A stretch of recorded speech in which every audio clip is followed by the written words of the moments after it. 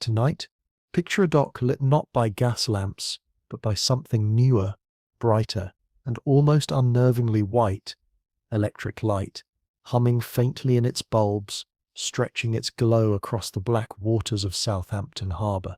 The year is 1912, and the night carries with it a restless hum, the sound of stevedores finishing their work, of cab wheels rattling, of laughter spilling from gentlemen in top hats and ladies in furs, each convinced they are stepping onto more than a ship.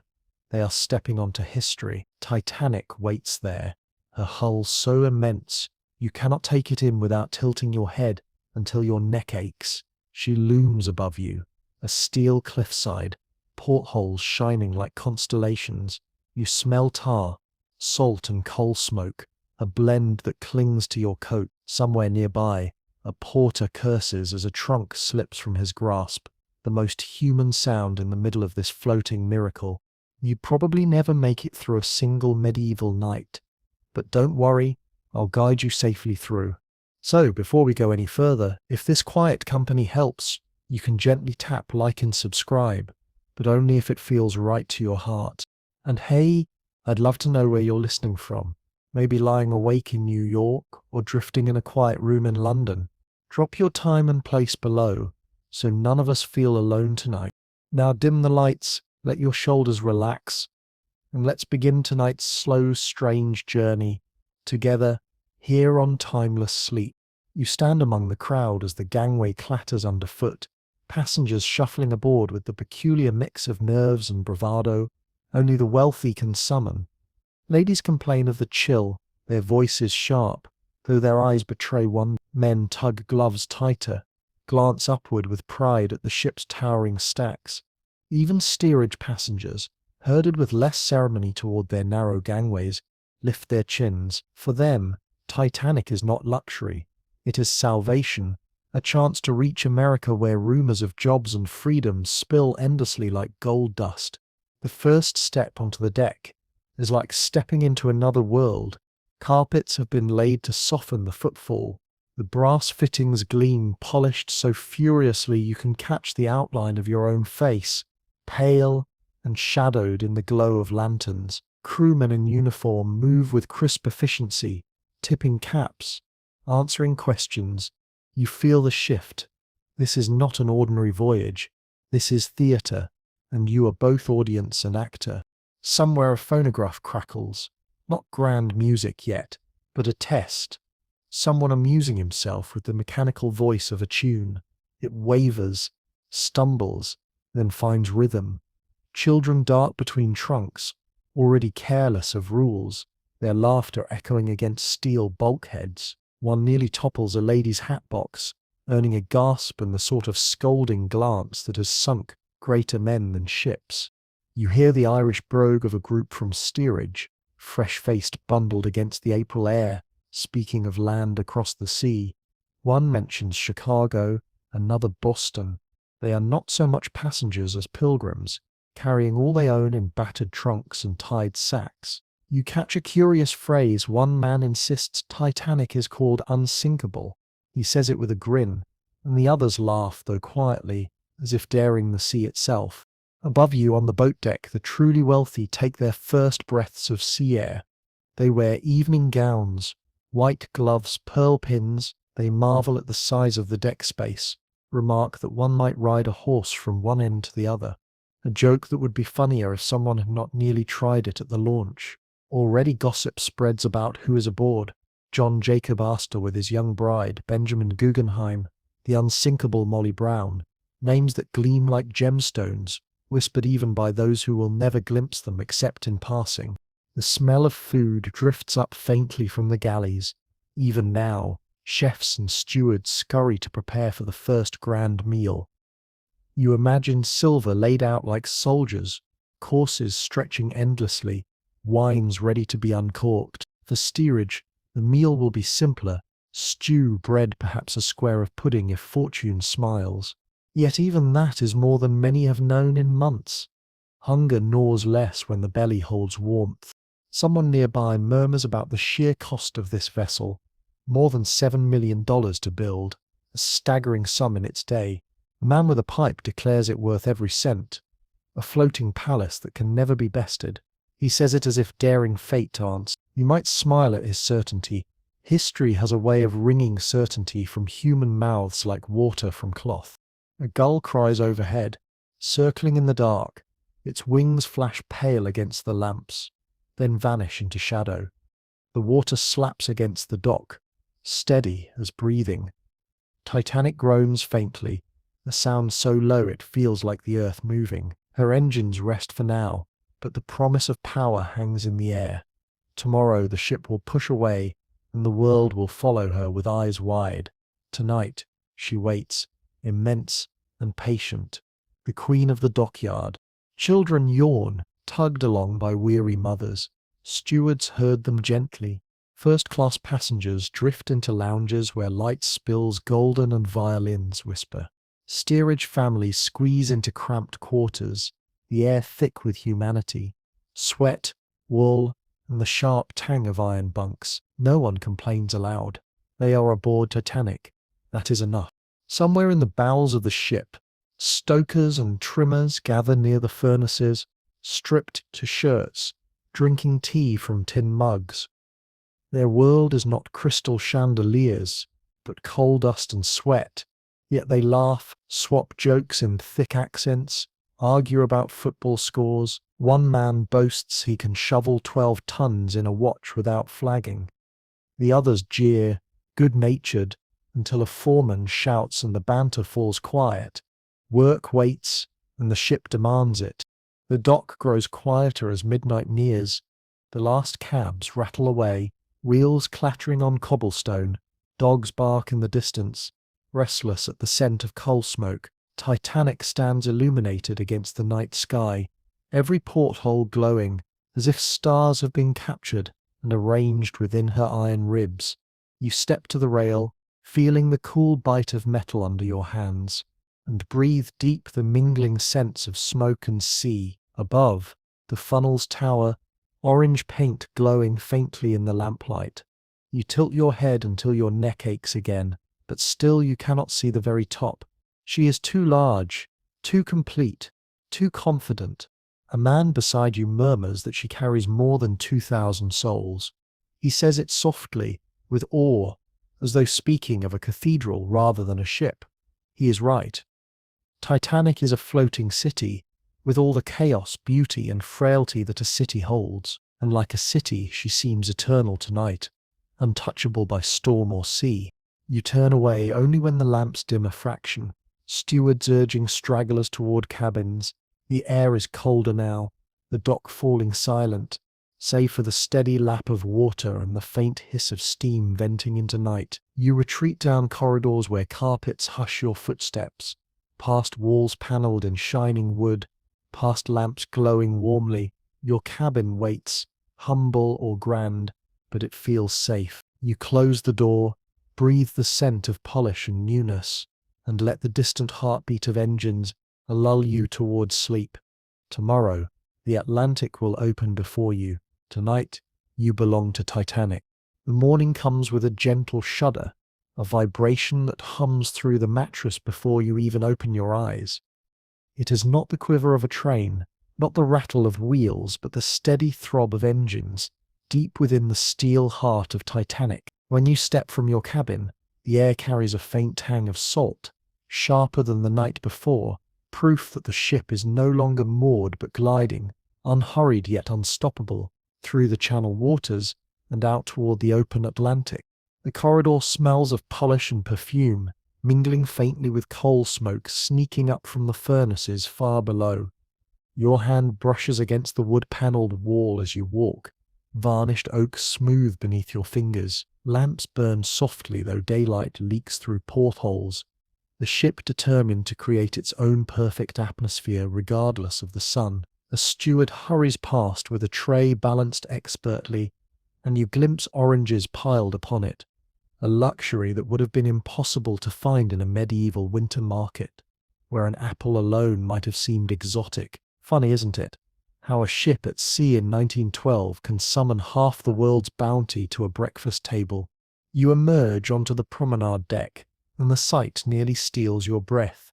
The sea stretches endlessly, a pewter sheet glittering under pale April sun. The chill in the air makes cheeks sting, yet passengers walk briskly in their finest coats, collars turned up against the wind. You hear voices, English, French, German, Italian, all rising and falling like birdsong. The ship is alive now, not simply a marvel at dock, but a creature in motion, breathing, carrying thousands on her back. Breakfast in the dining saloon feels like a theatre performance. The clink of silver, the shuffle of chairs, the murmured greetings.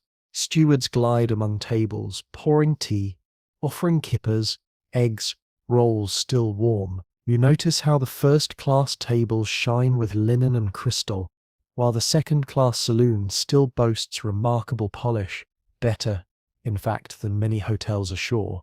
Even in steerage, though the tables are plain, the meal astonishes. Porridge, bread, butter, jam. A young boy stuffs his cheeks until his mother cuffs his ear lightly, muttering that he'll choke.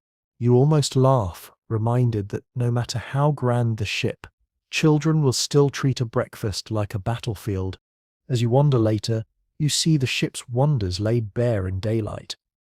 The grand staircase, with its wrought iron and glass dome, glows as sunlight filters through, casting shifting patterns across polished balustrades. At the landing, a clock presides, its figures of honor and glory frozen in gilded poses. Passengers pause there as if at an altar, adjusting gloves, smoothing hair, stealing glances upward. The staircase is less a passage than a proclamation. You are aboard the greatest ship ever built. The decks hum with activity. Ladies promenade, their gowns fluttering against the brisk breeze. Gentlemen stride with canes tapping softly on the planks, puffing cigars despite the wind's attempt to steal the smoke away. On the boat deck, children play with hoops, chased by nurses in starched uniforms. Down below, in third class, fiddlers strike up tunes, reels and jigs that echo with laughter, feet stamping in rhythm. Their music is rougher than the string quartet you'll hear later, but no less joyful. A young man swings his partner until she squeals, her hair flying loose. She clutches at her bonnet, laughing, and you think happiness has no class. Not far from you, steward whispers to another about the Marconi room. Titanic carries one of the most advanced wireless sets in the world, operated by young men, tapping messages to and from land, their keys clattering like metallic heartbeats. Some passengers have already sent telegrams, brief bursts of pride or longing. Arrived safely, ship magnificent. You smile, imagining their friends at home reading the words, perhaps by candlelight, astonished that news could leap the sea in moments rather than weeks. One wonders how many complaints those operators endure, tapped out by husbands demanding socks or wives scolding for forgotten letters. Even the future has its domestic squabbles. By afternoon, the chill sharpens. The steward remarks it's unusual cold for April, though the sea remains calm as glass. Children peer over the rails, daring each other to spit into the wind. One boy loses his cap, shrieking as it flutters into the waves. His father sighs, hands deep in pockets, muttering something about 2 shillings gone to Neptune.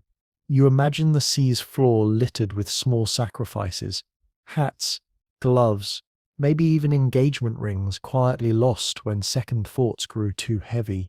In the smoking room, gentlemen discuss politics and investments, their voices low but insistent. Names of banks and companies flow as steadily as the whiskey. One man scoffs at the notion of women demanding the vote, declaring the world is quite well ordered as it is. A listener raises his brows, says nothing, and sips. You notice how much like a poker game these conversations feel. All bluff, no one willing to fold.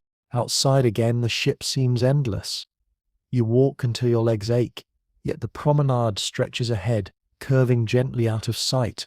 Runners take advantage of the length, jogging in woolen trousers and sweaters, cheeks flushed with cold. A few passengers attempt deck tennis. The racket swings clumsy in the wind. It is strange, almost comical, to see such play on a ship that towers like a city block, but perhaps that is what humans do when faced with grandeur. We bring it down to the scale of hoops, balls, laughter. Dinner that evening feels even more lavish than breakfast. Oysters, consommé, roast duck, lamb with mint sauce, sweets piled on trays like jewels. You overhear one gentleman remark that the wine list rivals any in Paris. Meanwhile, in steerage, stew steams in bowls, coarse bread piled high, and mugs of tea pass from hand to hand. No crystal, no orchestra, but the chatter and warmth are real. A girl claps as a fiddler saws through another tune, and her baby brother bangs his spoon like a drum. Not even Astor's wealth could buy such simple joy. As night folds in, lamps bloom across the decks, yellow halos piercing the dark. The ship presses on, her funnels trailing smoke into the starlit sky.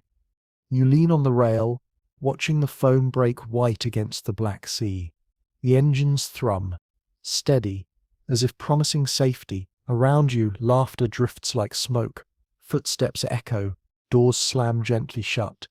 Somewhere, a woman sings softly to her child, the lullaby faint but sure, and you think, this ship is alive. Alive in every creak of her timbers, every murmur of her passengers, every throb of her mighty engines. For now she carries you easily, as though she could carry the world itself.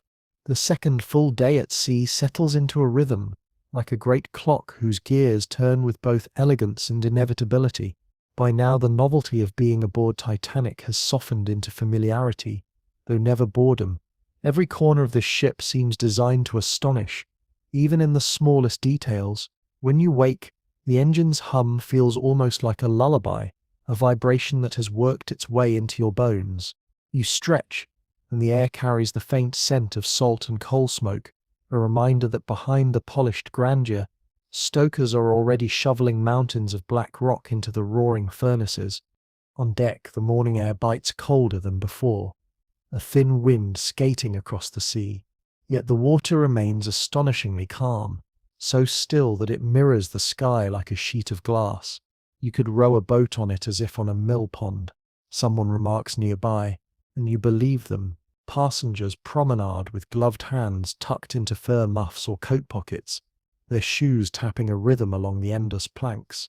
Children dart between the adults, shrieking as they chase hoops and shuttlecocks, their nurses trying and failing to corral them. You smile at the chaos. It is a sound older than steel, a reminder that wherever people travel, children carry laughter with them like luggage. Down below, life thrums differently. In steerage, the air is thick with cooking and humanity. Families crowd into narrow cabins, the walls humming faintly with the vibration of engines. Still, spirits remain high. Fiddlers strike up lively reels, men stomp their boots, women clap, and toddlers bounce on their mothers' laps. For many, this voyage is less a luxury than a passage of hope to a land where factory jobs or farmland wait. You hear someone joke that America is so big a man could walk for a week without meeting another soul. Another retorts that with their luck, they'll step off the boat straight into another Irishman's pub.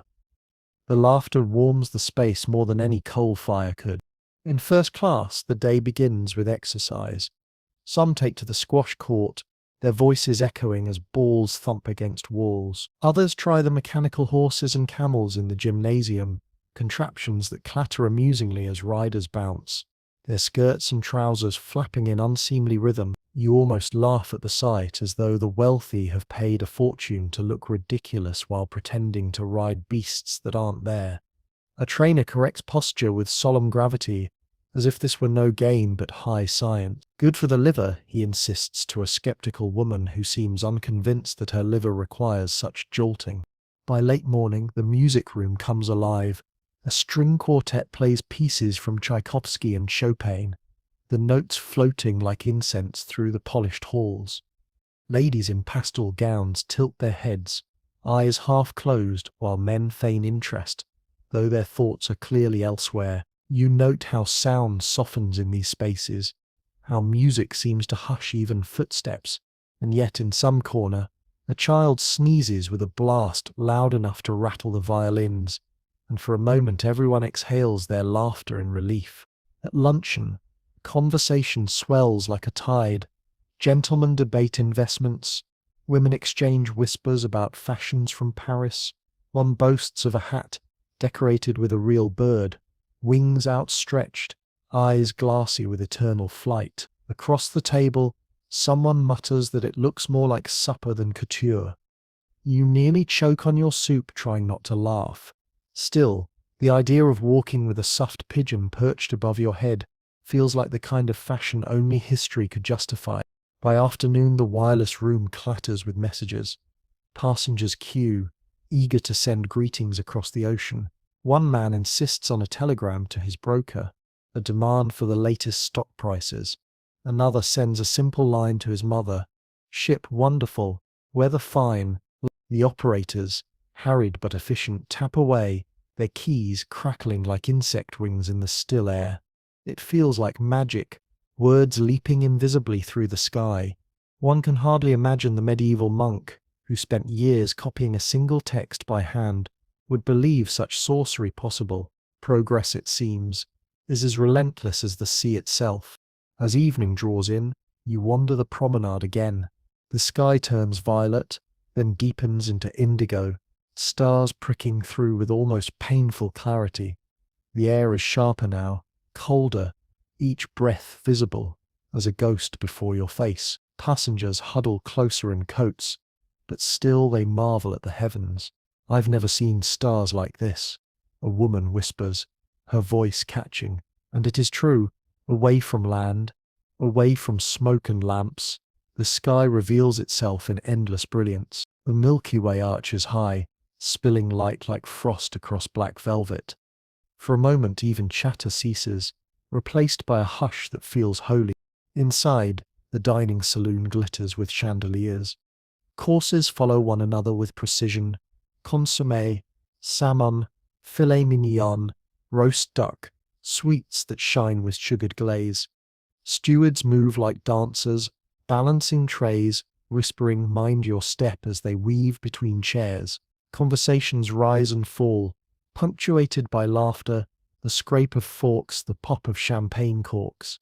In steerage, the meal is humbler: stew, potatoes, bread, yet no less joyful. A man lifts his cup in toast, declaring, "To America," and the cheer echoes through the long tables. Later, the smoking rooms fill again. Cards slap against tables. Cigars glow, glasses clink. In second class, the library hums with quieter pleasures. Books borrowed, chess pieces moved, the hush of pages turned. And in third class, the fiddlers are back. The dance louder, faster, more reckless. Someone shouts that the floorboards will give way if they stamp any harder. The dancers only laugh and stamp louder. It seems the ship itself joins in, its timbers resonating with joy. When you step outside before bed, the sea is still unnervingly calm. Not a ripple mars the glassy surface, only the froth curling white against Titanic's bow. The air, though, bites sharply, colder than it should be. You tuck your coat tighter, breath curling into mist. Some passengers murmur about icebergs drifting far south this year, but their voices are light, dismissive. After all, Titanic is unsinkable. You linger a little longer, watching the stars wheel above, the horizon black as ink. The ship cuts forward, with serene certainty, her engines thudding a steady lullaby. All around, life continues. Laughter, footsteps, doors closing softly. You exhale, letting the cold bite your lungs, and think, nothing in the world feels safer than this ship tonight. By the third night, Titanic has become its own small world, with its own weather, rhythms, and even gossip networks that travel faster than the wireless. You wake to the muted rattle of pipes and the steady hum beneath your feet, the sound now so familiar it feels more like a heartbeat than machinery. As you rise, the air carries both the sharpness of salt spray and the faint sweetness of polish, as if the ship refuses to let even the ocean dull its sheen. When you step into the corridors, stewards are already at work, brass gleaming under their cloths, carpets brushed clean of last night's revels. It is remarkable, this machine of service, so finely tuned you almost forget that hundreds of crew exist for the sole purpose of making the ship feel effortless. You smile at the thought. Somewhere below, stokers are sweating rivers into the furnaces, and here you are admiring the shine of a doorknob. The grand staircase is alive again by mid-morning, sunlight streaming down through the great glass dome overhead. Passengers pause at the landing to gossip, to greet, to admire themselves in the gleam of polished wood. You overhear snippets, a woman lamenting that she forgot to pack her maid's second-best uniform, another complaining that the salt in the soup yesterday was too sharp. First-world problems, long before anyone coined the phrase. By now, the class divisions have crystallized into daily ritual. First-class passengers take their promenades in furs and tailored coats, their voices carrying the lilting drawl of confidence. Second-class families enjoy their quieter decks, satisfied with comforts better than many fine hotels ashore. And in steerage, life bustles cheerfully in the crowded quarters. Someone has strung up a fiddle again, and a reel is already stomping into life before noon. A toddler squeals with delight, clapping along off rhythm while his father beams as though this voyage itself is proof of providence. At luncheon, you see both ends of this floating city. First class offers oysters on the half-shell, poached salmon with hollandaise, roast duckling, lamb with mint sauce. The table settings gleam with crystal, linen, and silver. A steward pours champagne, his hand steady as though he were conducting surgery. Yet down in steerage, stew and potatoes warm the bellies of men and women who have lived on scraps for months. A man raises his mug and declares, "Food's better here than home," earning a round of laughter that rattles the benches. The wealthy may dine with orchestras, but joy tastes the same in any class when the belly is full. The afternoon brings another round of entertainments. Some wander to the Turkish bath, the space tiled in exotic patterns, steam curling through its arched ceilings. Others find their way to the barber's shop, where hair is trimmed, mustaches waxed, and even souvenirs sold. One lady marvels over a postcard bearing Titanic's own likeness, and you imagine her grandchildren one day holding that fragile card with reverence, never knowing their grandmother once bought it with idle change. On deck, the sea stretches calm as glass once more. It is uncanny, the way the ocean has stilled. A passenger murmurs that it feels more like a lake than the open Atlantic. Another shivers, rubbing his arms, muttering that the air feels too cold for comfort. You notice the same, though the sun glows faintly. The wind carries a bite that seeps into your coat. Yet the skies are clear, the stars promise to shine even brighter tonight. By evening, Titanic glitters again like a city at festival. The dining saloon blooms with light and laughter. Stewards glide with platters, waiters uncork bottles, and voices rise in merry chorus. In second class, supper is humbler but no less satisfying. Roast beef, vegetables, plum pudding, and in third class, the fiddlers are at it again, the floorboards stamping with life. You pause to watch a group of Irish girls spinning in circles, skirts flaring, laughter ringing. No ballroom chandelier could match the sparkle in their eyes. Later, you drift into the smoking room, where the air is thick with cigar haze, cards slap against the table, coins clink, laughter and groans rise with each hand. A man boasts of winning £5 before dessert. Another mutters that the ship's true fortune is flowing into the pockets of the dealers. Somewhere nearby, a whiskey glass tips, amber liquid spreading like gold across green felt. No one panics. The steward sweeps in, mops it up, and life continues as though spills were never invented. But outside, the real wonder awaits. You step onto the promenade, and the night sky swallows you whole. Never on land could you see such brilliance. The stars wheel overhead, countless, so sharp they feel close enough to pluck. The Milky Way arches in frosted brilliance, and the sea mirrors it so perfectly, you cannot tell where sky ends and water begins. It is as if Titanic sails between two heavens, one above and one below. Passengers hush at the sight, their breath fogging in the chill. A lady whispers that she has never seen God's hand so clearly. You linger by the rail, your hands chilled against the metal. The air is sharper now, biting with each breath. Somewhere laughter carries from within, but out here, silence reigns except for the soft hiss of water cut by Titanic's bow. The ship moves forward like a blade, unerring, proud. No one doubts her safety. No one questions her destiny. She is the largest, strongest, most luxurious ship in the world. Unsinkable, they say. You almost believe it yourself. And yet, as you press your palm against the cold steel of the rail, the thought stirs unbidden. Even giants can fall. You shake it away, smiling at your own melodrama. Perhaps the cold is making you sentimental. After all, nothing in the world feels safer tonight than being aboard Titanic.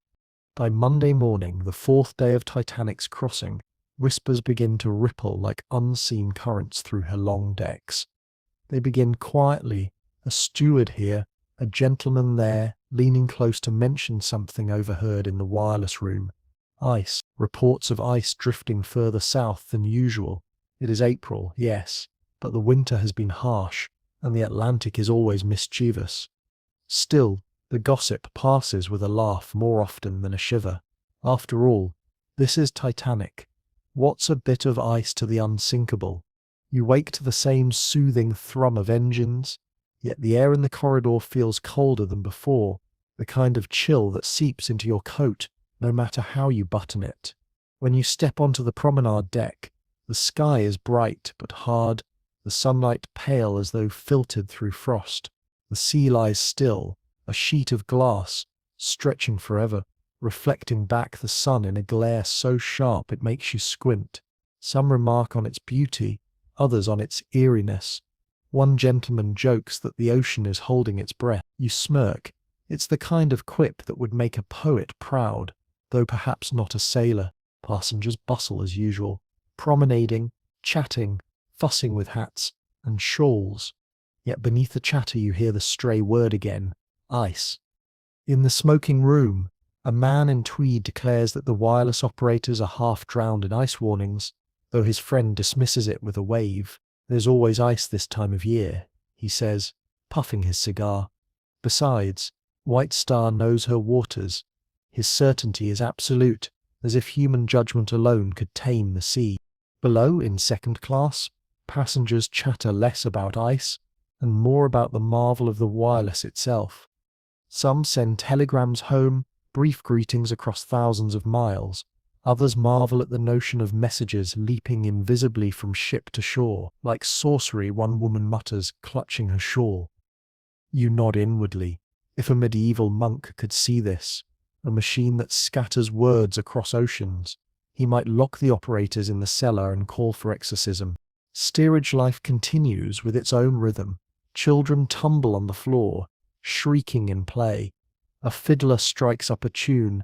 Stamping boots keep time, and someone claps until the air thrums with music. For them, the rumours of ice mean little. The ship feels strong beneath their feet. Their bellies are full, and the horizon promises America. What more could they want? By midday, the officers have begun to take the warning seriously, though passengers see little of it. Ice reports continue to arrive from ships ahead. The Baltic, the America, the Californian, each message tapped out in urgent clicks and clacks. Much ice, large icebergs, and field ice. The words are relayed to the bridge, logged, considered. Yet still Titanic plows ahead at speed, her engines throbbing with tireless strength. She was built for speed, after all, and the schedule to New York is a promise not lightly broken.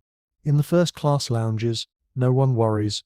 Ladies gossip about gowns, about Paris, about who danced with whom the night before. Gentlemen boast of fortunes, sip brandy, slap cards against felt. The idea of ice is nothing more than another topic for conversation, a story to share between courses. They say the bergs are taller than cathedrals, one man declares, eyes wide. His companion snorts. If they're that large, we'll see them soon enough. The others laugh, though the mirth feels just a touch forced. Dinner that night proceeds as grandly as ever. Oysters, consomme, lamb, sweets that glisten like jewels. Glasses clink, stewards bustle, music drifts faintly from the band. In steerage, stew fills bowls, bread soaks up gravy, laughter rises. The ship in all her classes hums with life. Yet when you step outside afterward, the air shocks you with its sharpness. Breath plumes in white ghosts before your face. And the sea, though calm, seems darker, flatter, colder. You hear a man mutter that it feels like sailing into a giant's icebox. Another laughs. Good thing we packed the world's biggest stove. Up in the crow's nest, lookouts huddle in the cold, their eyes scanning the horizon, their breath curls white, their fingers numb even inside thick gloves. No binoculars were issued, a small oversight though no one yet knows how costly. Instead they rely on sharp eyes and luck. The stars glitter overhead, countless, sharp as frost. The sea reflects them perfectly, a mirror so flawless it erases the line between sky and water. It is beautiful, yes, but it also blinds. Ice, dark and massive, could lie dead ahead, invisible against that glittering glass. Inside, warmth and music reign. The band plays light waltzes, the library hosts chess and novels. The smoking rooms glow with laughter and smoke. Few sense the weight of warnings piling up in the Marconi room. The urgency of distant ships begging Titanic to slow. Out here, passengers sleepily sip brandy, adjust shawls, tap their feet to the rhythm of violins. It feels safe, too safe, the kind of safety humans only ever feel when they have forgotten how small they truly are against the sea. You lean on the rail one last time before retreating to bed. The cold stings your fingers, sharper now than any night before. The sea lies silent, the ship cutting through it like a knife. Far off you imagine ice drifting, silent, massive, ancient, as mountains, waiting unseen. You shiver, though you tell yourself, it's only the wind. After all, this is Titanic. What could possibly touch her? The fifth day dawns colder still, a sharp, bracing chill that seems to have crept into the ship itself. When you step from your cabin, you feel it instantly, the air sharper in your lungs, the deck planks stiff with frost where the night's breath has settled. Stewards brush it away in hurried sweeps, muttering about the unusual cold. But the sparkle left behind makes the boards gleam like they've been dusted with diamonds. It feels less like April and more like a foretaste of winter. Passengers notice it too. As they promenade the deck, collars are turned higher, scarves drawn tighter, hands jammed into pockets or muffs. A woman complains to her husband that the air bites like a dog. He chuckles, but his breath clouds the space between them in quick white puffs. For the first time, some begin to shorten their daily strolls, preferring the warm glow of lounges to the open decks. And yet Titanic steams ahead undaunted. Her engines throb with unwavering rhythm. Her funnels exhale steady columns of smoke. The officers on the bridge, their eyes keen and faces set, know more than they let slip. Reports keep coming in over the Marconi set. Ice to the west, ice to the north, ice directly on their course. One after another, the wireless operators jot down warnings, their notepads thick with scribbled coordinates. Still, the ship holds speed, over 22 knots, a pace that feels reckless to those who know the sea, but perfectly ordinary to those enjoying tea in gilded rooms. By mid-morning, the conversation grows louder. Some passengers have caught wind of the warnings, though details blur as gossip travels. A field of ice the size of Wales, one declares, bergs taller than cathedrals. Another insists. You overhear a man in a bowler hat snort and reply, "Good, we'll carve them up like Sunday roast." Laughter follows, though it has the brittle edge of bravado. Humans have always joked at the things that frighten them, a trick as old as firelight stories. The cold sharpens further as day wears on. Even indoors, drafts whisper down corridors, a reminder that outside, the Atlantic grows stranger. In steerage, men huddle in coats as they share stew, women knit with hands trembling slightly from the chill. Children curl closer together in bunks. Still, spirits hold. A fiddler keeps at it, bows scraping lively tunes that echo off iron walls. Someone shouts for a reel, and boots stomp in rhythm, defying the cold with heat drawn from laughter. Above, in the gymnasium, first-class passengers amuse themselves on the mechanical horses and bicycles. A lady shrieks with laughter as the contraption jolts her ungracefully, while her husband insists it is excellent for circulation. A young man pedals furiously on a stationary bicycle, sweat beading despite the chill. The trainer, solemn in his uniform, proclaims, "This will keep your blood young." You can't help but think that a brisk chase after a bus might achieve the same, though perhaps with less elegance. The wireless operators labour constantly, the clatter of their keys filling the small room with urgency. One message, another, then another. Ice reported, many bergs, field ice. The Californian not far ahead even reports being stopped entirely by an ice field, yet Titanic steams on, her bow cutting the sea without pause. The captain, Edward Smith, calm and dignified, weighs the warnings but does not falter. He has crossed these waters many times. He trusts his ship, trusts his crew, and why not? She is the pride of the White Star Line, the largest, the safest, the unsinkable. As the afternoon drifts toward evening, the sea grows stranger still. It lies eerily flat, a surface like polished stone, broken only by the gentle curl of foam at the bow. Sailors murmur at the oddness of it. No swell, no chop, just stillness. The sky above remains crystalline, the horizon blurring into a sharp black line as the sun lowers. And then the cold deepens, sharper now, prickling at cheeks, stiffening fingers. You overhear a steward say the temperature has dropped below freezing. Dinner unfolds grandly again as though nothing outside matters. The dining saloon glitters with silver and crystal. Courses parade in endless succession. Oysters, filet mignon, roast squab, sweets soaked in brandy. The hum of conversation rises. Glasses clink. Music drifts. In steerage, supper is humbler. Stew, bread, pudding, but joy fills the benches. A man claps his neighbor on the back, raising a mug in toast. To America and a future bigger than this ship. The cheer roars back, rattling the spoons. Later, in lounges and smoking rooms, conversations swell. Some discuss the ice warnings with flippant dismissal. This ship is a fortress, one insists. Others are uneasy, though they keep it to themselves.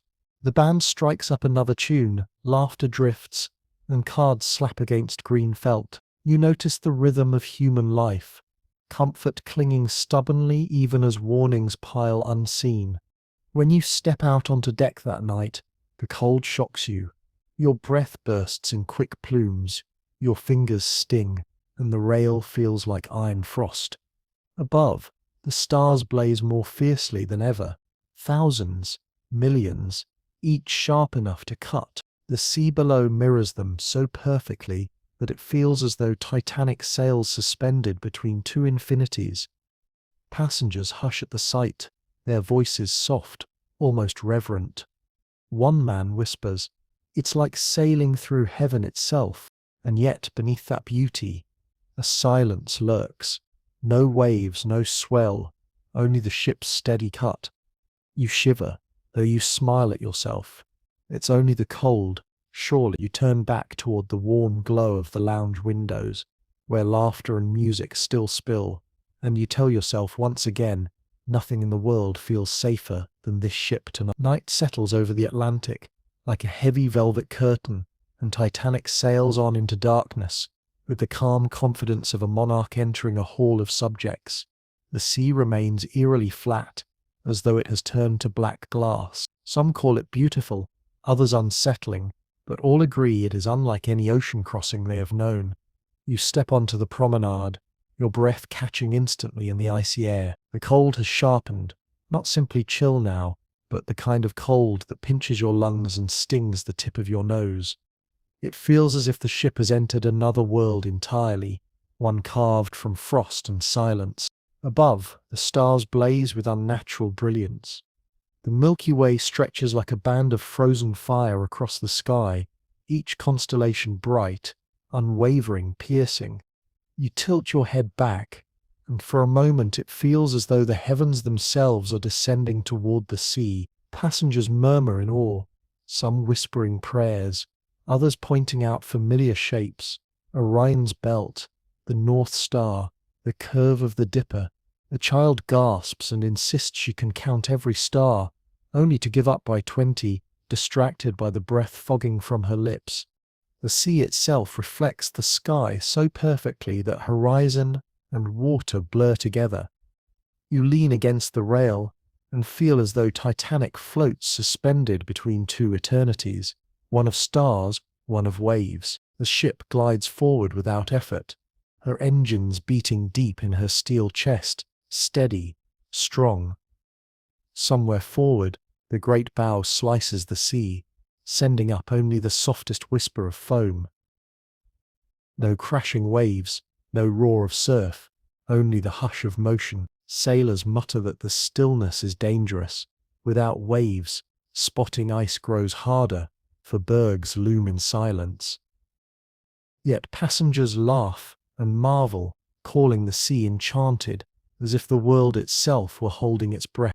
In the crow's nest, two lookouts huddle against the cold, their eyes straining, their gloved hands rub together, trying to coax warmth into numbed fingers. They have no binoculars, a small detail lost in the shuffle of departure, and so they rely on naked sight. Their eyes sweep the black horizon again and again, searching for the ghostly white of icebergs. They talk little, their breaths puffing white, the bells at hand ready should danger loom. For now, the sea appears empty. But ice drifts south unseen, carried on currents older than maps. Inside, warmth and light make another world entirely. In the dining saloon, supper lingers late, with conversations swirling as courses are cleared.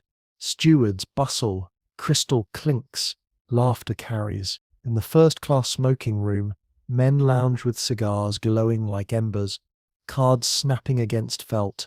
Unbeatable, one declares, laying down his hand with a flourish.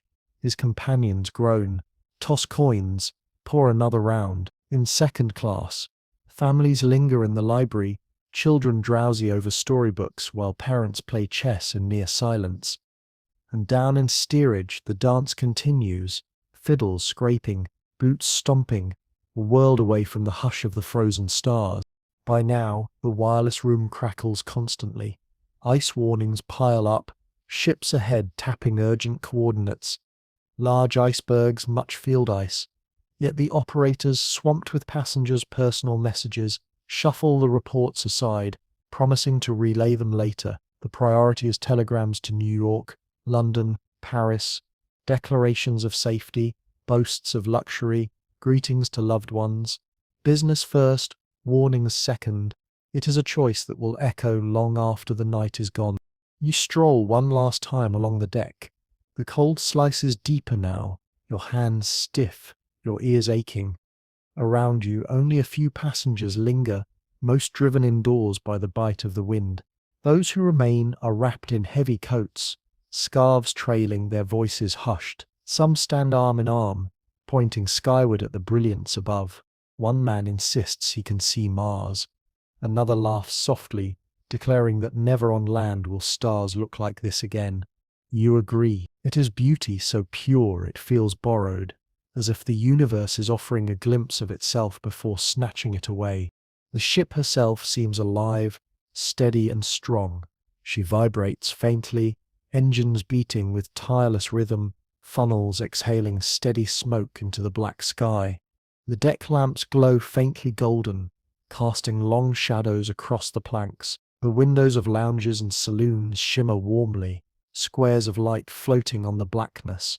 From somewhere within, a waltz drifts faintly through the steel, muffled by distance but present still, like a lullaby carried through walls. And so the night deepens. Stars sharpen, the sea stills, the cold grows sharper, as if the ship has sailed not into water, but into a world made of crystal and silence. In the crow's nest, The lookouts continue their watch, scanning the black horizon. They see nothing, not yet. But somewhere ahead, drifting silently, an iceberg waits, massive, ancient, indifferent. You press your palms to the cold rail, exhaling into the night, and let the thought settle. Beauty and danger often walk together, and tonight, beneath a million burning stars, Titanic sails straight toward both. The night has grown so still, so eerily perfect, that when it happens, it feels at first like a trick of imagination. You stand on deck, the stars blazing above, the sea black and glassy beneath. The ship glides forward with steady grace, her engines throbbing deep in her belly. Somewhere forward in the crow's nest, the lookouts shiver in the biting cold, their eyes straining into the darkness. At 11:40 p.m., one of them spots it, a darker shadow against the night, vast, rising, impossibly close. The bell clangs 3 sharp times, the signal for danger. Iceberg right ahead, the cry slices the night like a knife carried down from the nest. In the wheelhouse, First Officer Murdoch reacts instantly. Hard a starboard, full astern. The orders fly, voices sharp. Feet pounding, the wheel spins, the engines strain, the great rudder swings. Titanic groans as she tries to turn, her steel resisting the sudden command. For a moment it seems she might clear it, but the iceberg looms closer, its pale side glimmering ghost-like in starlight, taller than any cathedral, older than any kingdom. Then comes the sound, not the thunderous crash one might expect, but a long, low tearing, like fabric ripping on a cosmic scale. The berg scrapes along her starboard side, steel plates, shrieking, rivets popping, water rushing in through wounds invisible to those above. Ice showers onto the forward well deck, chunks scattering like broken glass. Passengers who still linger on deck gasp. Some laugh nervously, thinking it a near miss. To the ear, it was no more than a shudder, a groan, a vibration that ran through the ship's bones. Below, in the bowels of the vessel, the truth is harsher. Men in the boiler rooms hear the roar of water, see it surging in, black and cold, filling compartments in seconds. Coal dust swirls in the torrent, lamps flicker, shouts rise, some scramble onto catwalks, others slam watertight doors, trying to hold back the Atlantic. But the sea is relentless. It surges in with a force no steel can tame, pouring over boots, dragging at legs, filling faster than breath can catch. Already, Titanic is wounded, mortally, though most aboard do not yet know it. Up above, confusion reigns quietly. Passengers glance about, murmuring, wondering if the ship has stopped. Many felt only a faint vibration, as though a train had braked on distant tracks. A woman stirs in her bunk, frowns, and mutters that her husband should have the steward check. A gentleman in the smoking room lays down his cards, remarks that something jarred the ship. Another shrugs. Probably nothing. She's unsinkable after all. They laugh, uneasy but dismissive, and the game resumes. On deck, you lean forward against the rail, staring into the night where the shadow has already faded. For a moment, you wonder if you imagined it. The stars still burn, the sea still glimmers black, the ship still glides. Only the faintest tilt in your stomach tells you something has shifted. You shake your head, deciding it must have been the cold. Humans, after all, are prone to see ghosts where none exist. But below, the sea is already pouring into 5 compartments. 5 too many. The designers boasted Titanic could float with 4 flooded, but with 5, the waterline creeps higher, faster, unstoppable. In the control room, Captain Smith arrives, his face calm but grave, his eyes scanning reports thrust into his hands. "She's making water fast," an officer says quietly. Smith nods, jaw tightening. He does not panic. Captains do not panic. But in that moment, he knows the truth. He cannot yet speak aloud. Titanic is doomed. In the wireless room, Jack Phillips and Harold Bride continue tapping out passenger messages, oblivious for now. The ice reports, the warnings, the urgency of hours past. all suddenly converge in a terrible irony. Now they will send not greetings or business, but pleas for rescue, but the operators don't know it yet. They tap, they laugh, they work, unaware that within minutes their fingers will be sending distress across the Atlantic. You notice the ship slowing, a subtle change in the vibration beneath your feet. The great hum of her engines softens, then fades. Passengers glance about, curious. Some step onto the deck, their breath white in the cold, asking stewards what has happened. "Nothing to worry about," comes the practiced reply. "Just a precaution. She's quite all right." The words are smooth, rehearsed and reassuring, but stewards exchange glances when backs are turned. They know the sea better than passengers do, and the look in their eyes is uneasy. Inside cabins, people stir, doors creak open, slippers shuffle on carpets, murmurs rise. Children whimper at the sudden stop, soothed by parents who promise it is only a minor issue. In steerage, voices rise in a dozen languages, some alarmed, others laughing it off. "She's too big to sink," one man insists. "This ship is stronger than the ocean." He says it as though the words themselves could hold back the Atlantic. The stars shine down with cruel indifference. The sea, still flat as glass, conceals the wounds spreading along Titanic's side. The iceberg drifts on into the night, silent, massive, untouched. The ship, though, is not untouched. She is bleeding water into her belly, and with each passing second, the sea claims more of her. Passengers still sip brandy, still shuffle cards, still dance in steerage, unaware that the story of Titanic has already changed forever. You rest your hands on the icy rail, your fingers stiff, your breath clouding the starlight. Somewhere deep within, you sense the shift, even if you cannot yet name it. Something has gone wrong, though the night around you looks as calm as ever. The ship sails on, the music plays, the stars blaze, but beneath it all, the sea has begun to win. At first, the night feels unchanged. Titanic floats serenely, her lights glowing golden against the black sea, her funnels trailing faint plumes into the frozen air. The stars still blaze, the music still hums faintly from the lounges, but below decks, water is already pouring in, black and unstoppable, racing through steel compartments with a roar no passenger has yet heard. You stand among others on deck, listening to the strange stillness. The engines have gone silent, and in their absence, the ship feels almost ghostly, a vast steel palace adrift in utter quiet.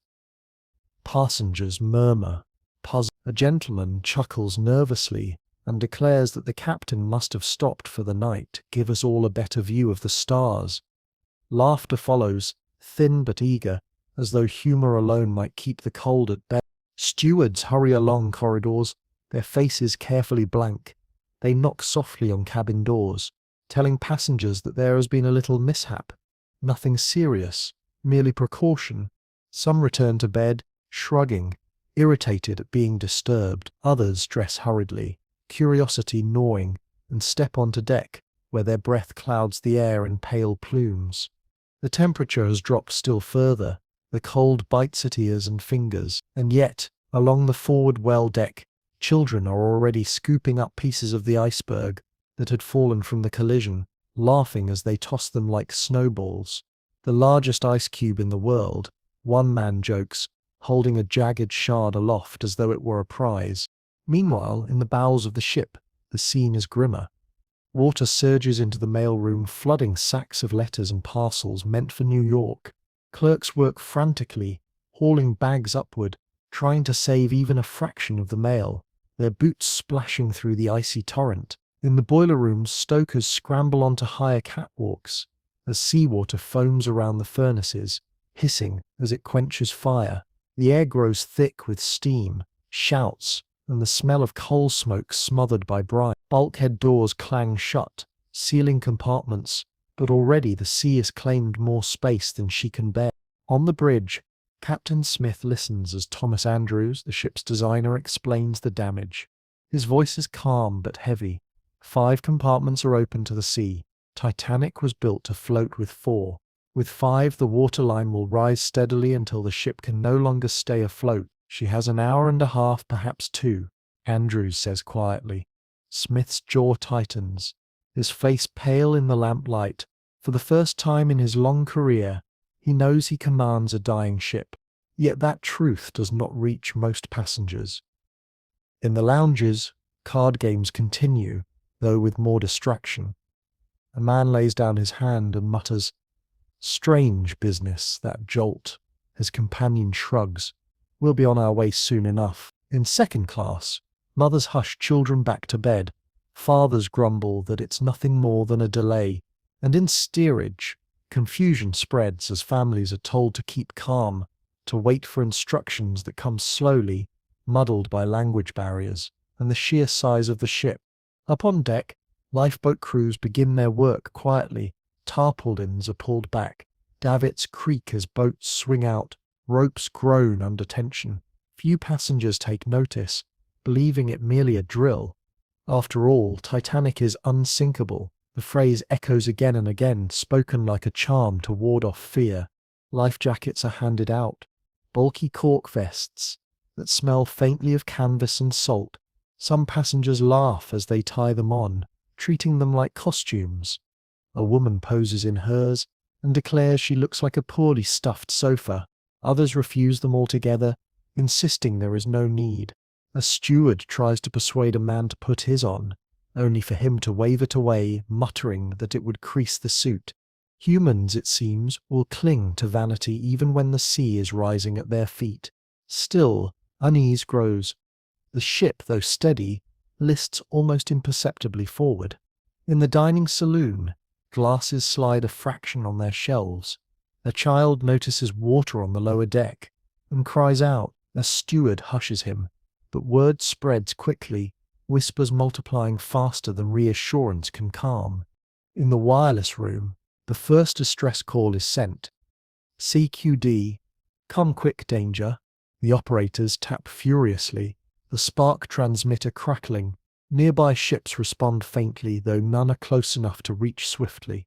Carpathia, 40 miles distant, steams toward Titanic at full speed. Others are further, their replies uncertain.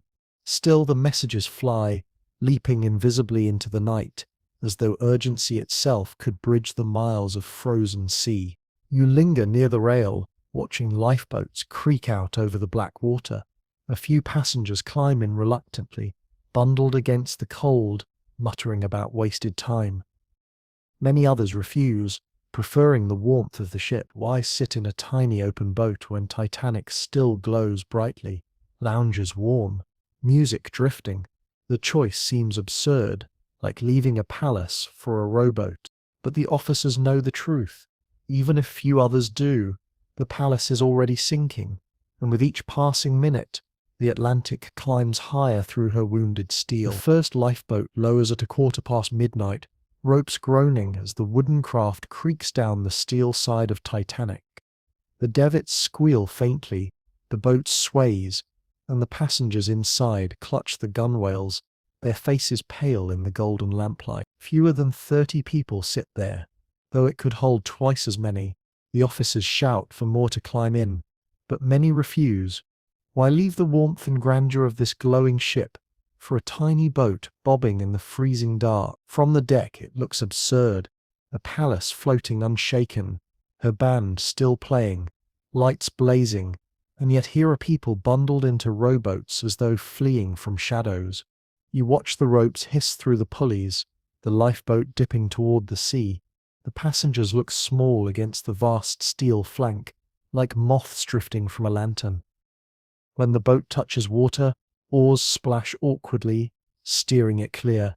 A hush lingers on deck, disbelief thick as frost. It is the moment the truth begins to dawn, not loudly, not with panic, but with a slow, creeping weight. Something is terribly wrong. Officers call for more women and children. Stewards go cabin to cabin, knocking softly, urging passengers to dress warmly, to come on deck. Some obey, tugging on coats over nightclothes, clutching children still half asleep. Others resist, demanding explanations. "Nonsense," one man insists, buttoning his waistcoat. "This ship cannot sink." He repeats it like scripture, unwilling to move until forced. The list of the ship grows more noticeable now. Plates on tables slide, chairs roll slightly across polished floors. In second-class, passengers exchange uneasy looks, some climbing the stairways to investigate. In steerage, confusion thickens. Families are held back by gates, told to wait as crew struggle to organize them. Languages clash. Orders are misunderstood. Voices rise. A mother clutches her child, demanding to be let through. The steward, flustered, insists they must wait. The minutes slip by, precious and irretrievable, as water creeps higher below. On the boat deck, the air is razor cold, breath plumes in white clouds. Scarves stiffen with frost. Officers shout, their words half whipped away by wind. "Women and children first." The phrase repeats again and again, a command, a plea, a law of the sea. Men step back reluctantly, their faces pale. Some kiss their wives' hands, whispering hurried words before helping them into the boats. One gentleman forces a smile and quips, "I'll catch the next one." His wife laughs shakily, not realizing until too late that there may be no next one for him. You see the band gather near the grand staircase entrance, their instruments gleaming under electric light. They play lightly at first, cheerful waltzes, ragtime tunes, anything to soothe nerves, to mask the growing tension. The music floats across the deck, oddly out of place against the bitter wind and creak of ropes. Yet it works. Passengers hesitate less, comforted by the familiar strains of civilization. If music plays, surely all is well, surely no danger could exist within such beauty. Lifeboats continue to lower, each with too few souls aboard. No one believes the ship is doomed, not yet.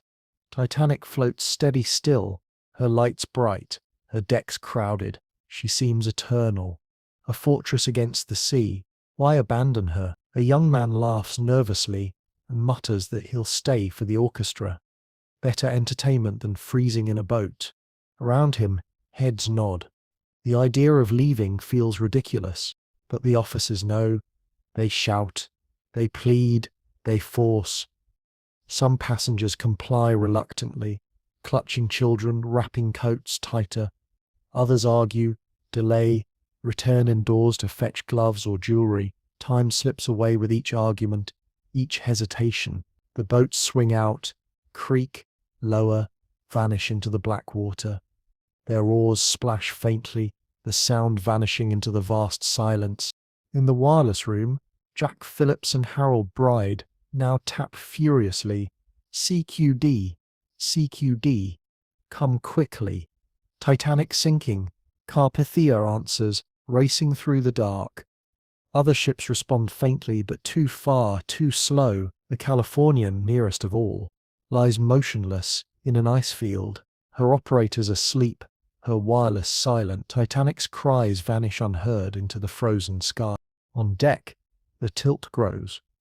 Not sharp yet, but enough that you notice it in your stance. The bow dips, the stern lifts. Passengers stumble slightly as they walk, grasping railings. Some mutter nervously, others pretend not to notice. Still the band plays, still the lights glow, still many cannot accept what their senses tell them. You stand near the rail, watching another boat descend. A child clings to his mother, sobbing, his small voice piercing the night. A father leans down, kisses the boy's head, then steps back, his face crumpling in the lamplight. He straightens, clears his throat, and watches as the boat lowers, carrying his family away. His hands hang uselessly at his sides. No words could fill the silence left behind. The sea around Titanic is flat, cruelly calm, reflecting every star. Lifeboats begin to scatter across its surface, tiny dots bobbing in the vast dark. Their passengers huddle, shivering, watching the glowing ship loom like a city against the horizon. She looks invincible still, her funnels proud, her decks ablaze with light. But they can see, even from afar, that her bow is sinking lower into the water. And so the night deepens.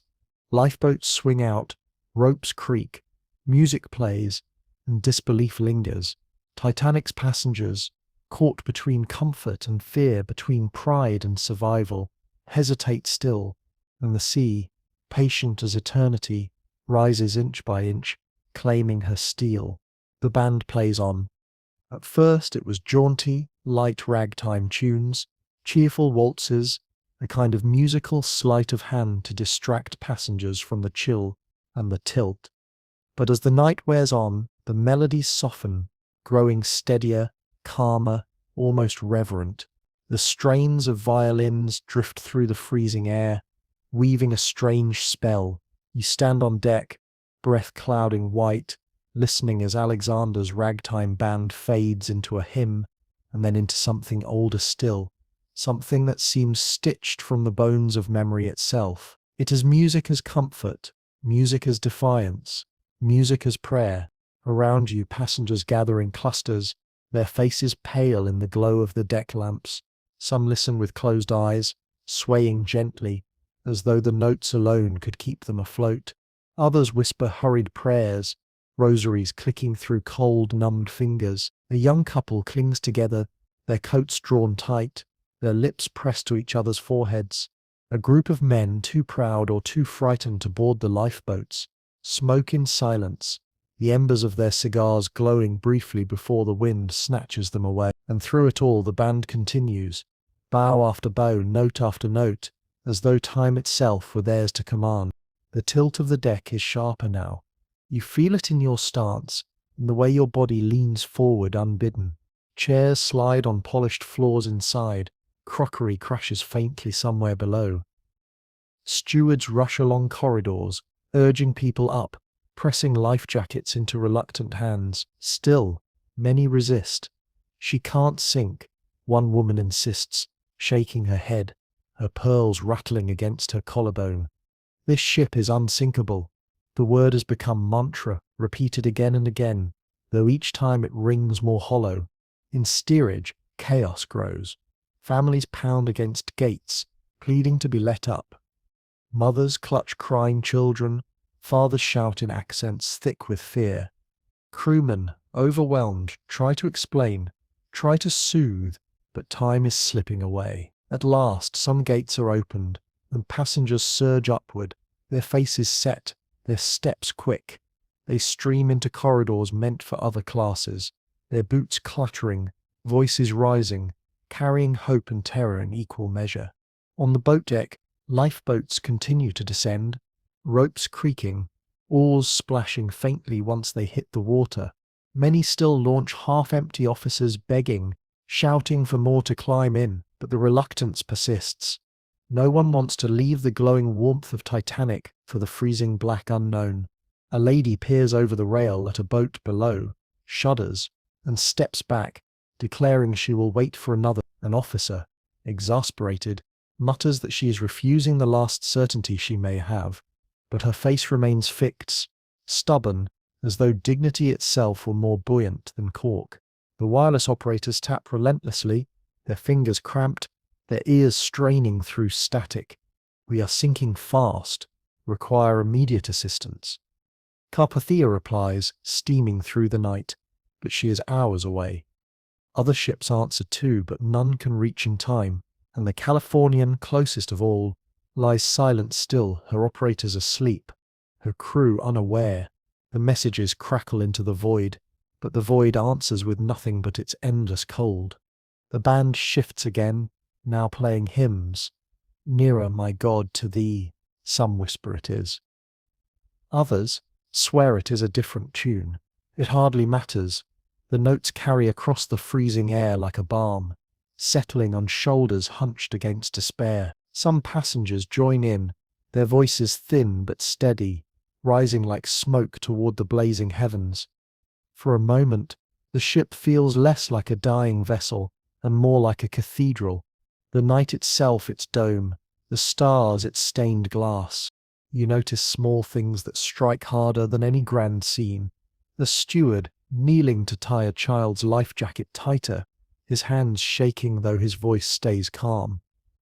A young man kissing the hand of a girl before stepping back, refusing to take a seat in the boat. An older woman pulling her shawl tighter and muttering that she has lived long enough, that her daughter must go instead.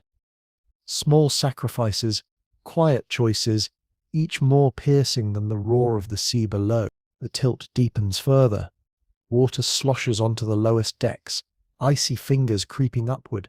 In the mailroom, clerks abandon their sacks at last, the sea swallowing years of correspondence, letters never to be read, parcels never to be opened. In the boiler rooms, men climb ladders, retreating from the torrent that foams and hisses around quenched furnaces. Still some remain, feeding the fires that keep the ship's lights burning, their sweat freezing against their skin. They know the ship is lost, but without them darkness would fall sooner, and panic would explode. Their labor buys time, not salvation, but time. You grip the rail, the metal burning cold against your palms, and listen. The violins sing against the rising wind, each note trembling but unbroken. Around you, the great ship still glows with light, but the sea is already climbing her sides. The passengers sense it now. Fear flickers across faces, once proud, voices tremble, prayers rise louder. And yet, through it all, the band plays.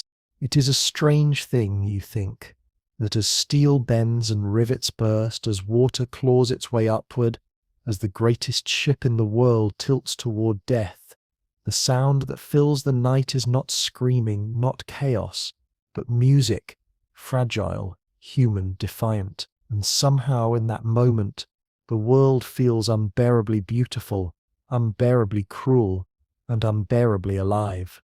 The tilt grows undeniable now, where before it was a subtle lean, something you could almost laugh away. It has become a constant pull at your body, a weight dragging you toward the bow. As you walk across the deck, your steps slant awkwardly, your boots catching on planks that seem steeper with each passing minute. Inside, tables have slid against walls, pianos stand at angles, and crockery lies shattered across the floor. Lamps sway in their fittings, their light trembling. The palace is beginning to slant into ruin. Passengers cannot ignore it any longer. Fear spreads in ripples, sharper now, voices rising over the cold wind. Officers shout to keep order, their words clipped and hard. Women and children first. This way to the boats. But panic seeps in despite their efforts. A man tries to clamber into a lifeboat, only to be shoved back by an officer's pistol raised in warning. A mother clutches her child so tightly the boy whimpers, but she will not loosen her grip. Couples cling together, whispering hurried promises. Some pray, some curse, some stand in stunned silence, their faces pale in the lamplight. The boats continue to swing out, creak, and lower, though now they fill faster. More passengers accept the truth, however bitter. Women step in with trembling legs, children lifted down with muffled cries.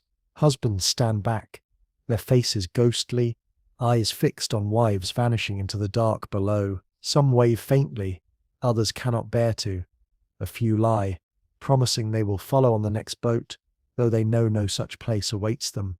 Humanity reveals itself in these small moments, in kindness, in selfishness, in despair. The band still plays.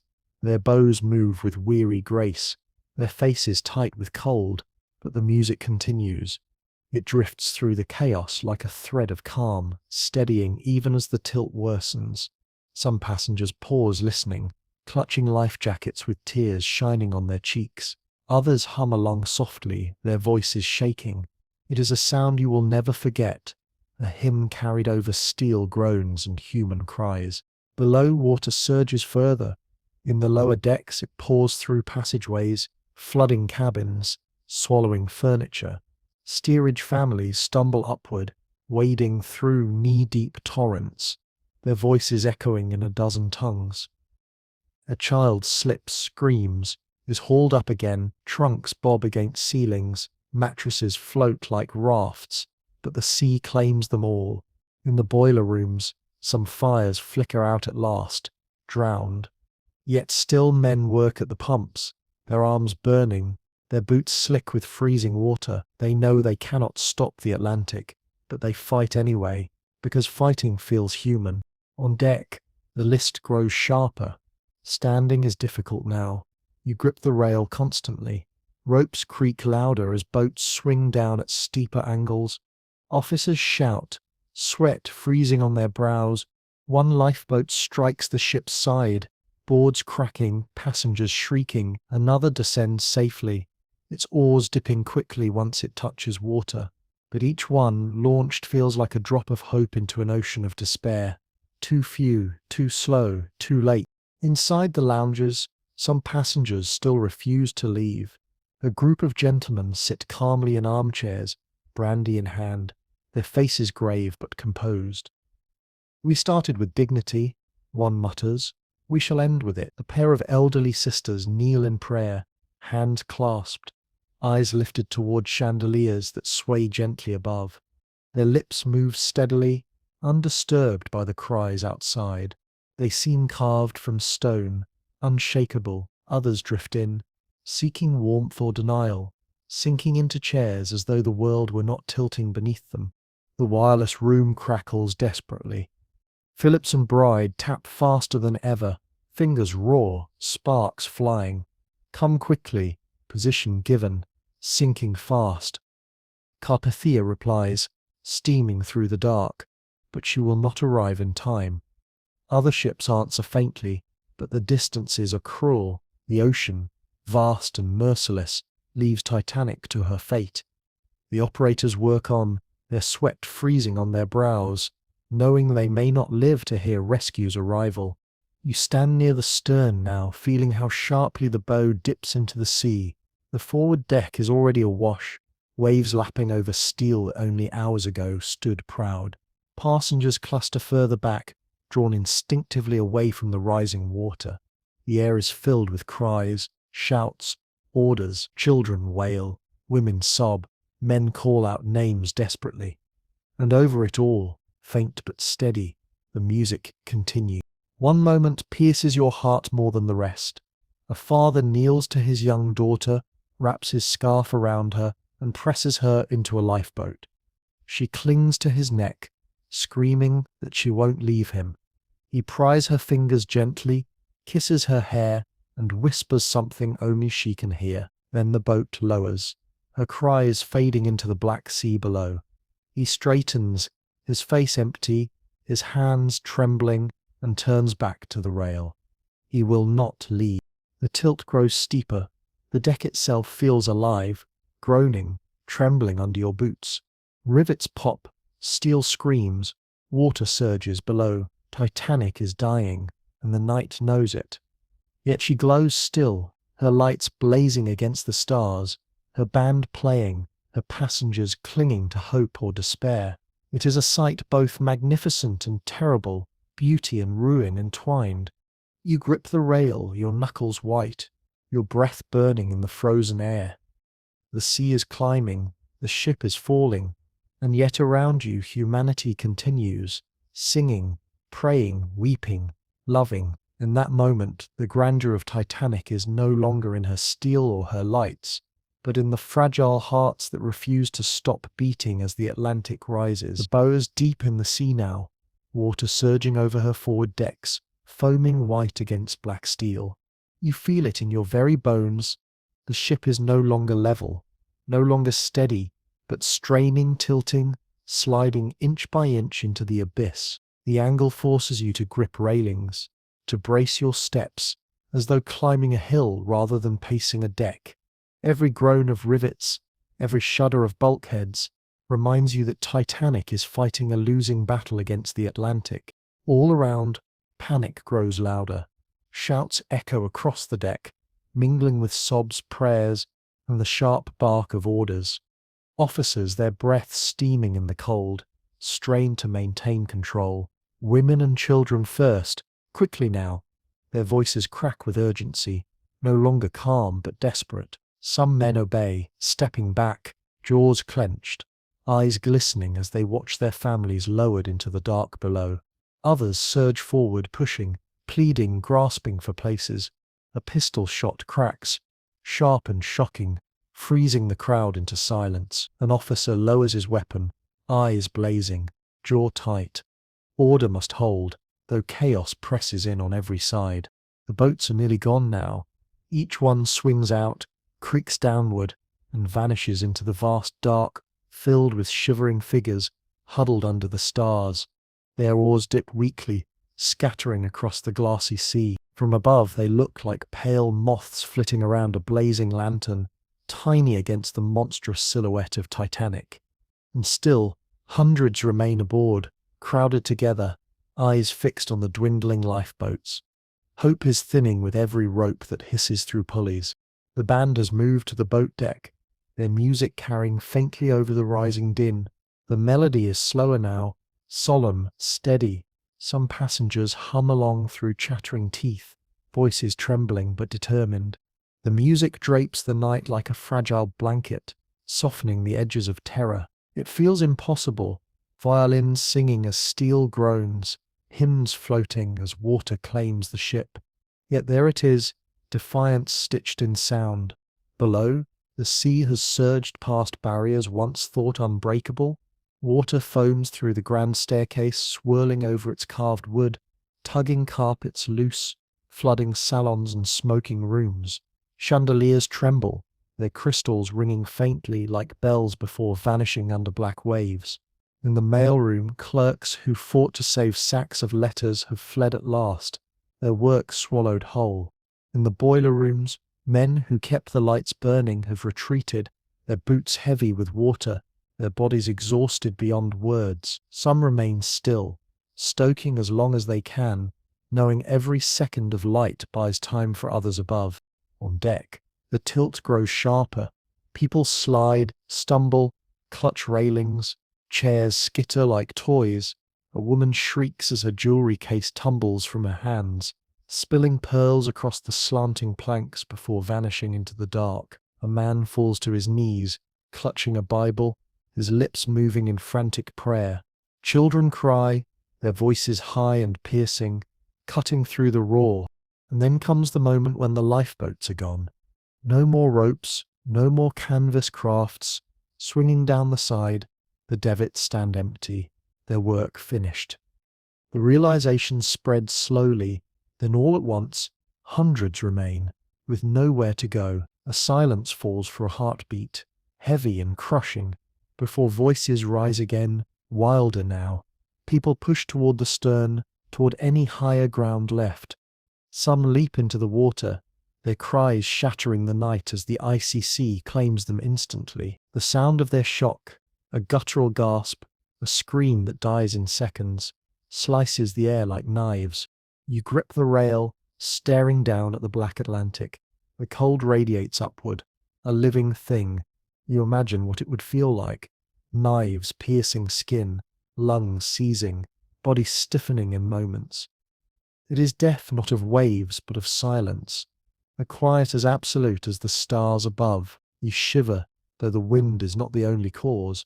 On the bridge, Captain Smith stands calm amid the chaos, his white beard rimed with frost.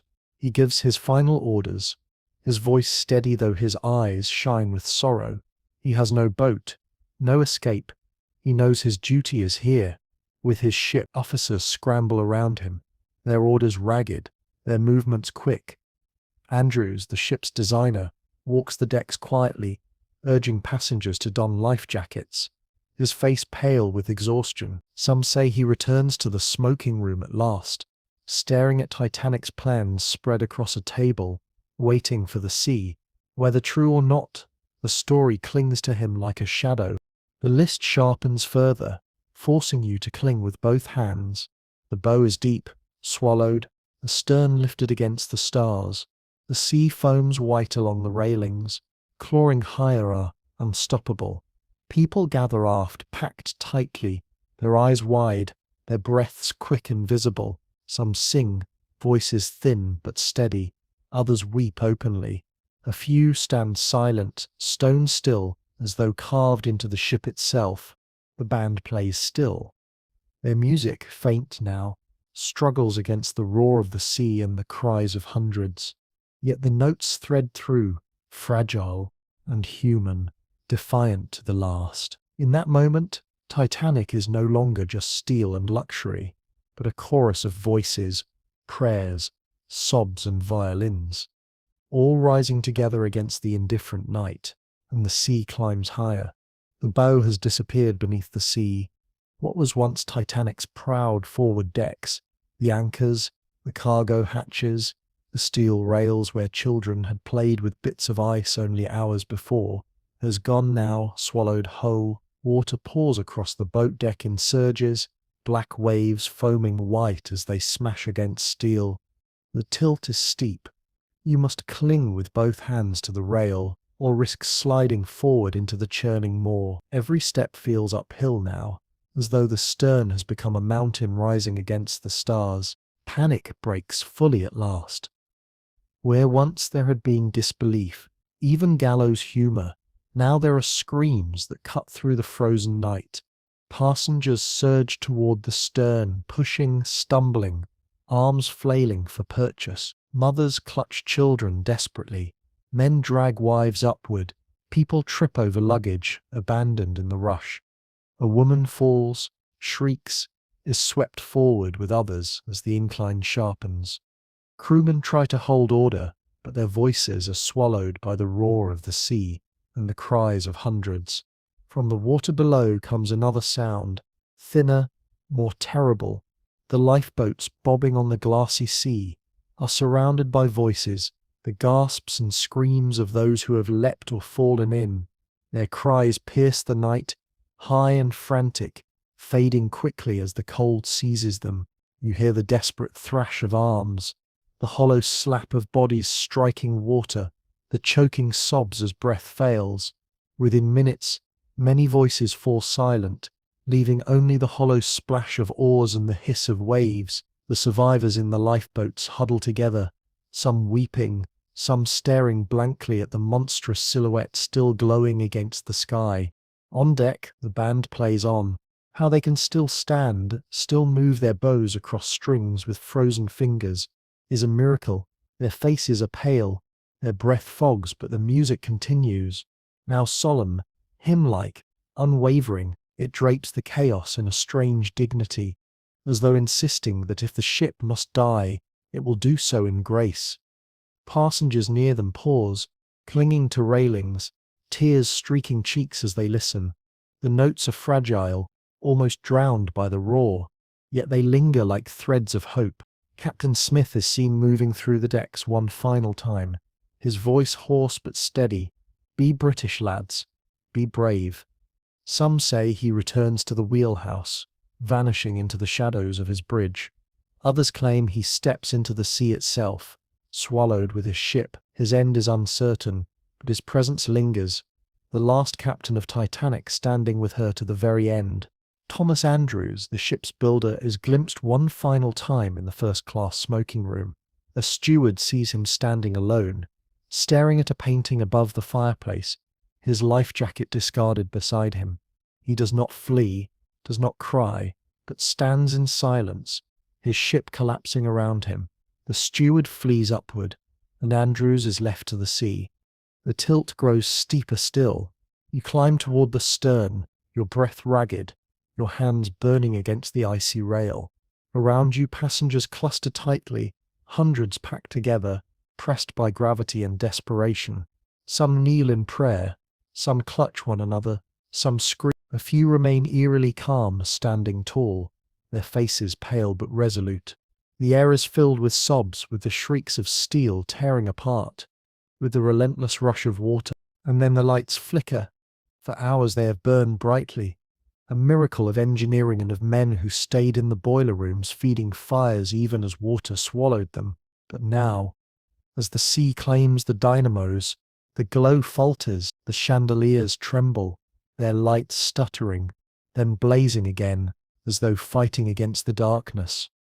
Finally, with a groan that seems to shake the heavens, the lights go out. Titanic plunges into blackness, lit only by the stars and the faint glow of lanterns, clutched in shaking hands. A collective cry rises, a sound of despair, of finality, of utter terror. The ship shudders violently, a deep wrenching groan as steel tears. A great boom echoes as something within her hull collapses. People scream, clutching at one another, as the stern lifts higher, steeper, until it stands nearly vertical against the sky. You feel your body dragged downward by gravity, your fingers numb as they cling to the rail. Around you, passengers cling to whatever they can grasp: ventilators, benches, bolts in the deck.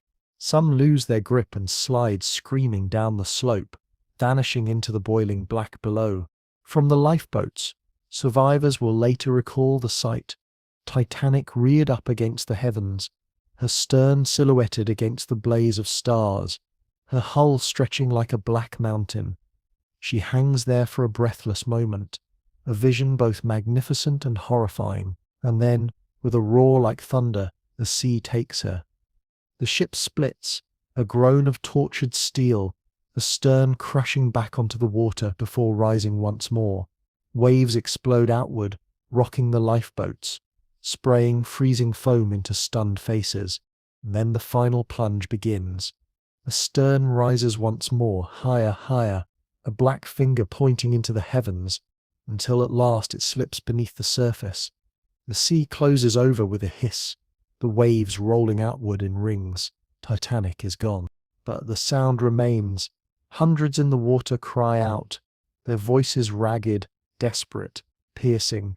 They scream for help, for boats, for God, for anyone.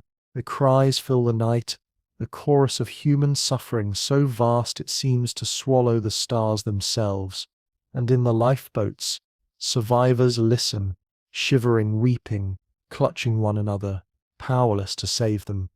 You sit frozen, hands trembling on the icy rail. The great ship is gone. The ocean is black and endless. The cries of the drowning rise all around, and the stars look down with their cold, indifferent light. The sea is littered with cries. After Titanic slips beneath the surface, the silence of the Atlantic is broken only by the sound of hundreds of voices screaming into the frozen night. It is not one sound, but many: shrieks, sobs, choked gasps, hoarse pleas, all tangled together into a terrible chorus. It rises and falls, echoing across the still water, piercing the ears of every soul left alive. From the lifeboats, survivors clutch each other and weep. Some cover their ears, unable to bear the sound. Others sob openly, torn by the knowledge that husbands, brothers, friends are out there in the black water, dying within earshot. A woman collapses forward, begging to row back, her voice breaking. The sailors in charge shake their heads grimly. "We'll be swamped," one mutters, eyes hollow. "If we go back now, none of us will live." His words hang like ice, heavier than the oars they grip. And so, most boats stay back, floating at the edges of the tragedy, helpless witnesses to the ocean's cruelty. The cries continue, but already some fade, voices stilled by the cold.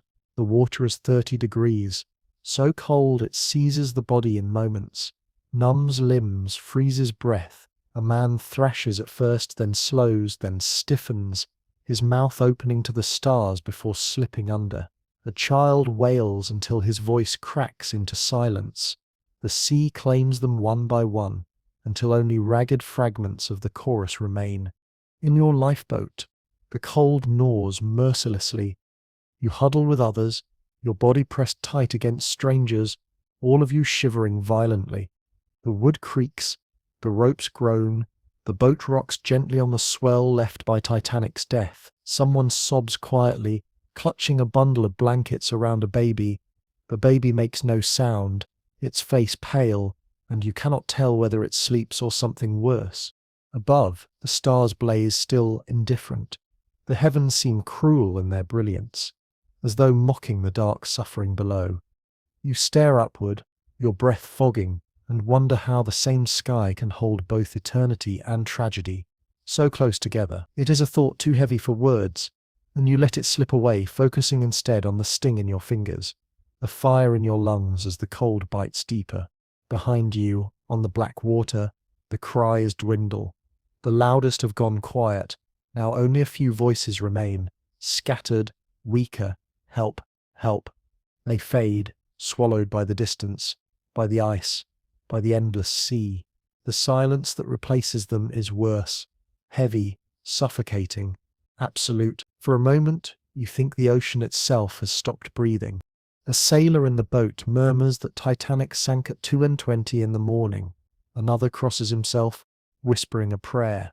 A woman mutters that her husband is still back there in the water, but no one replies.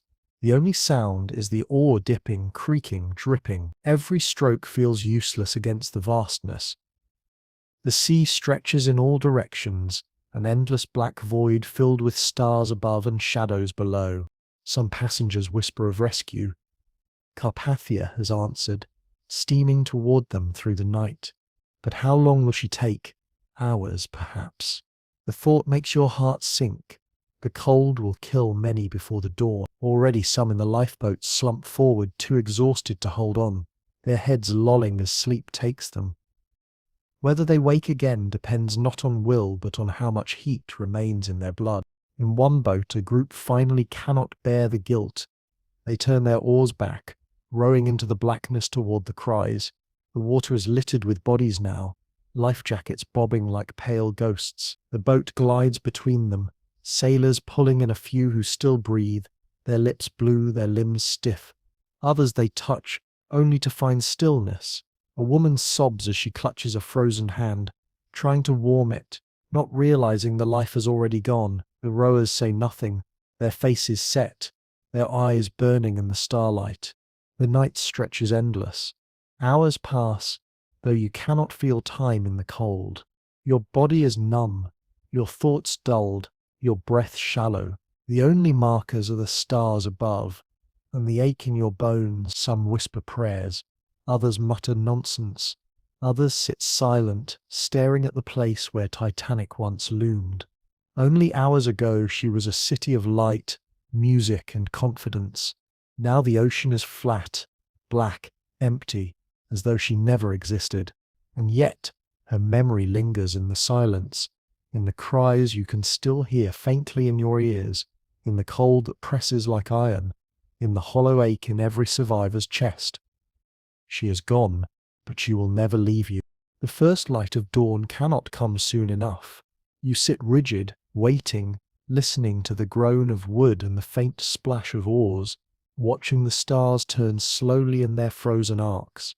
Each second feels stolen, each breath a gift, as the Atlantic holds you in its grip. The night at last begins to fade. At first it is subtle. The black sky softens into a deep blue at the edge of the horizon, the stars paling one by one until only the brightest linger. The sea, which had been a mirror of darkness, now reflects that faint glow, a sheen of dull silver stretched across the waves. The cries have long since faded into silence. All that remains is the creak of oars, the rustle of frozen coats, the shallow breaths of the living huddled together in wooden shells adrift on an endless ocean. You feel the cold in your bones now, no longer sharp but heavy, as though your body has turned to stone. Your fingers are stiff, your lips cracked, your breath shallow. Around you, others slump against one another, heads bowed, eyes closed. Some have drifted into sleep that may never wake. Yet still the boats bob, still the sea holds them, still life clings stubbornly in the frozen dawn. Then a murmur ripples through the boat, a light.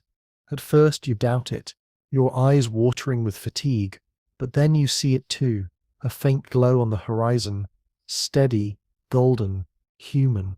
It grows slowly, a lantern swinging against the pale sky. The Carpathia rescue has come. The sight stirs new life into the survivors. Some weep openly, sobs shaking their frozen bodies. Others clutch each other, whispering prayers of thanks. A few simply stare, hollow-eyed, as though unable to believe it after so much loss. The sailors row harder now, their oars biting the water with renewed strength. The light swells into more masts, funnels, the faint outline of another ship rising against the dawn. The Carpathia slows, casting ropes, pulling the first boats alongside. One by one, survivors climb stiffly up ladders, their hands trembling, their limbs wooden from the cold. Crewmen lift children in blankets, mothers sobbing as they set foot on solid deck once more.